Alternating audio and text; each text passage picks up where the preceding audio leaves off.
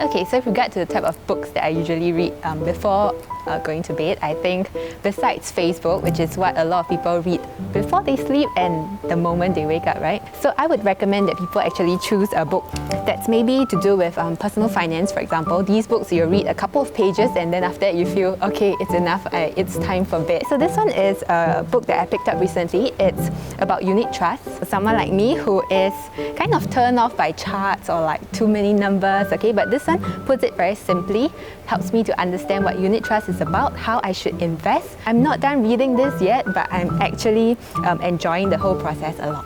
Now, because I'm also a full-time blogger, so a book like Social Media 247, okay, this book I would highly recommend that anyone who wants to know a bit more about social media, right, can find all the answers to your questions in here. Anyone who has questions, okay, for instance, like how do you engage bloggers? How do you differentiate between influencers and ambassadors? It's all about social media these days, and companies have difficulty identifying who are real ambassadors for their product or service.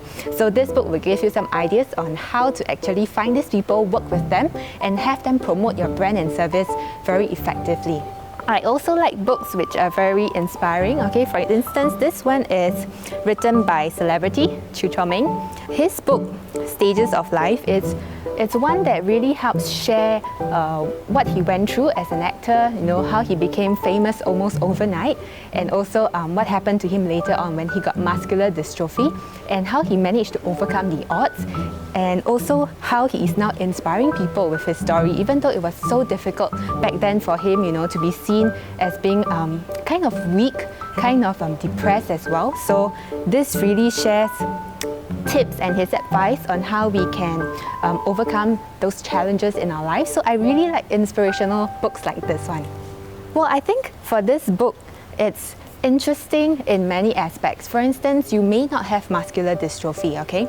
But I do think that it will help inspire anyone who is going through any sort of challenge or difficulty in your life, because you find that as long as you're positive about it, even if you have a debilitating disease and illness which is really hard to overcome. In fact, I've been told that people with muscular dystrophy don't live beyond the age of 35.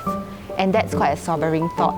You know, after which, when you think of whatever struggles you have in your own life, you think of these people and then you find that, hey, I can overcome it. Through the course of reading, I found this quote which really inspired me. It's not in this book, but it's just 4 simple words which I think will help a lot of people. It's called, "This too shall pass." So whatever you're going through in life, you know, just remember that this too shall pass.